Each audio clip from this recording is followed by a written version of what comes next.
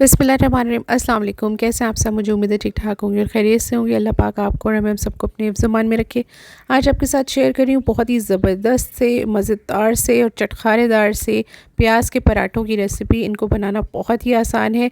जब कभी आपके पास टाइम ना हो और कुछ मज़ेदार खाने का दिल चाह रहा हो तो झटपट से ये पराठे बनाकर रेडी कर लें। इसका तमाम ही सामान तकरीबन हर वक्त आपके किचन में दस्तयाब होता है। बहुत आसानी के साथ बन जाते हैं और बहुत ही मज़ेदार लगते हैं। आप इनको रायते, केचप, किसी भी चीज़ के साथ बआसानी सर्व कर सकते हैं। तो चलिए आज आपके साथ ये रेसिपी शेयर करते हैं। अगर मेरे चैनल पे पहली बार आए हैं तो आपसे हम्बल रिक्वेस्ट है कि सब्सक्राइब कर दीजिएगा चैनल को और बेल नोटिफिकेशन को भी प्रेस कर दीजिएगा ताकि मेरी हर नई आने वाली वीडियो का नोटिफिकेशन आपको फ़ौरी तौर पर फ्री में मिल जाए। इन पराठों को बनाने के लिए सबसे पहले हम मैदा ले लेंगे। मैं ये पराठे मैदे में बना रही हूँ। आप चाहें तो गेहूँ के आटे में भी बना सकते हैं, चाहें तो दोनों चीज़ों को मिक्स करके भी बना सकते हैं। 1 कप मैंने लिया है मैदा और आधा कप और लिया है, यानी कि टोटल हमें दरकार होगा 1.5 कप मैदा। यहाँ पर मैंने एक बोल में ले लिया है और अब इसमें शामिल करूँगी मैं 1 टीस्पून नमक। नमक डालने के बाद इसमें जाएगा 1 टेबलस्पून ऑयल। आप ऑयल की जगह घी भी ले सकते हैं। इससे आपके जो पराठे हैं वो बहुत ही ज़्यादा क्रिस्पी बन के रेडी होंगे। तो बस इसको ऑयल डालने के बाद हमें पानी से गूंद लेना है, जैसे कि आप नॉर्मल किसी भी रोटी या चपाती वगैरह बनाने के लिए डो बनाते हैं उसी तरह से आप इसको गूंद कर रेडी कर लेंगे। बहुत सख्त आटा हमें नहीं गूंदना है, बहुत सॉफ्ट भी नहीं, मीडियम डो हमें इसका रेडी करना है। बस थोड़ी सी मेहनत के बाद आपका जो ये डो है रेडी हो जाएगा। और इसको ये देखें, इस तरह से थोड़ा सा हम मेहनत करेंगे और ये जनाब रेडी हो गया है। मैं इसको दूसरे बोल में शिफ्ट कर लूँगी और मैं कवर करके रख दूँगी तकरीबन 10 मिनट के लिए। 10 मिनट के बाद हम इनसे पराठे बनाना रेडी करेंगे। तकरीबन 10 मिनट हो गए थे और जो हमारा डो है बहुत अच्छा सा सेट हो गया था। ये देखें, पहले की निस्बत ये थोड़ा सा सॉफ्ट भी हो गया है। आप चाहें तो इस पर ऑयल वगैरह लगा लें, लेकिन 10 मिनट में ज़रूरत नहीं होती, ऐसे ही सेट हो जाता है। और ये देखिए, मैंने इसको अपनी वर्किंग सरफेस पे डाल दिया है, थोड़ा सा मैदा डस्ट कर दिया है। और अब हम इसको डिवाइड कर लेंगे 4 हिस्सों में। ये जितनी डो हमारी रेडी हुई है, इससे 4 पराठे बआसानी रेडी हो जाते हैं और 2 लोग पेट भरकर एक वक्त का मील ले सकते हैं। अगर आप रमज़ान जैसे आ रहे हैं और आप सहरी में बनाना चाहते हैं तो भी कभी अगर समझ में ना आ रहा हो तो झटपट से ये वाली रेसिपी बनाएं। बहुत ही मज़ेदार लगती है और बहुत ही ज़्यादा जिन लोगों को चटपटा पसंद होता है उनके लिए एक बेहतरीन रेसिपी है। बस इस तरह से आप देखें, मैं बॉल्स रेडी कर लूँगी जैसे कि चपाती के बॉल्स रेडी होते हैं या पेड़े जैसे हम बनाते हैं। देखें, ये मेरे 4 पेड़े जो हैं वो रेडी हो गए हैं। अब हम फिलिंग रेडी कर लेते हैं जब तक कि हमारे पेड़े थोड़े से सेट हो रहे हैं। मैंने एक बड़े साइज़ की प्याज ली है और उसको बारीक बारीक काट लिया है। उसको मैंने बोल में डाल दिया है।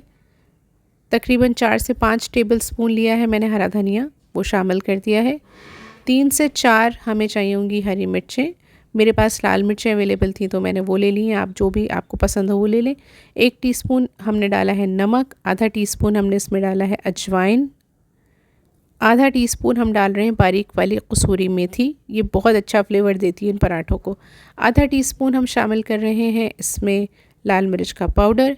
1 टीस्पून मैंने इसमें भर के डाला है चाट मसाला। नमक और मिर्च का तनासुब आप अपनी पसंद के हिसाब से एडजस्ट कर सकते हैं, कम ज़्यादा हो तो कम डाल लें। अगर ब्लड प्रेशर वगैरह का कोई इशू है तो आपको कम ही रखना चाहिए, वरना आप अपने हिसाब से एडजस्ट करें।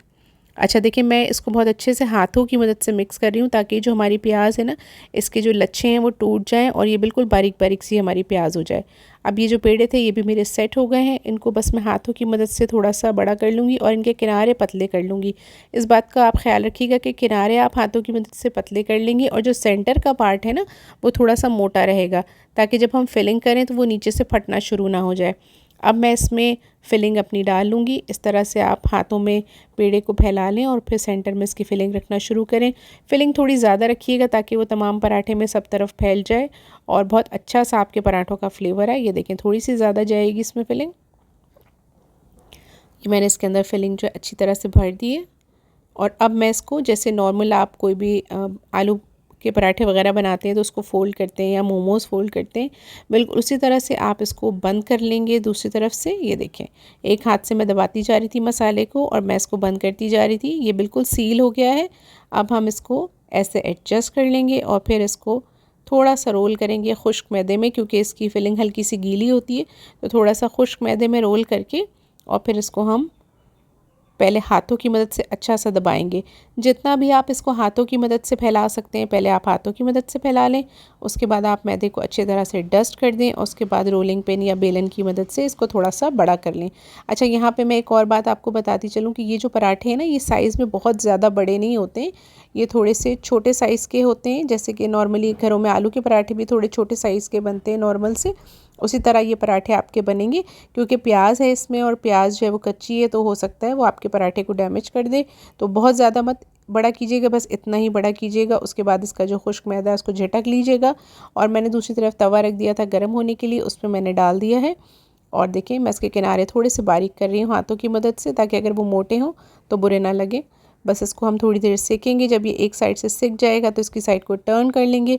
मुझे ये जो पराठे हैं वो बटर के साथ अच्छे लगते हैं, तो मैं बटर में बना रही हूँ। अगर आपके पास बटर अवेलेबल नहीं हो तो आप घी, ऑयल, अपनी मर्ज़ी की किसी भी चीज़ में इनको बना सकते हैं।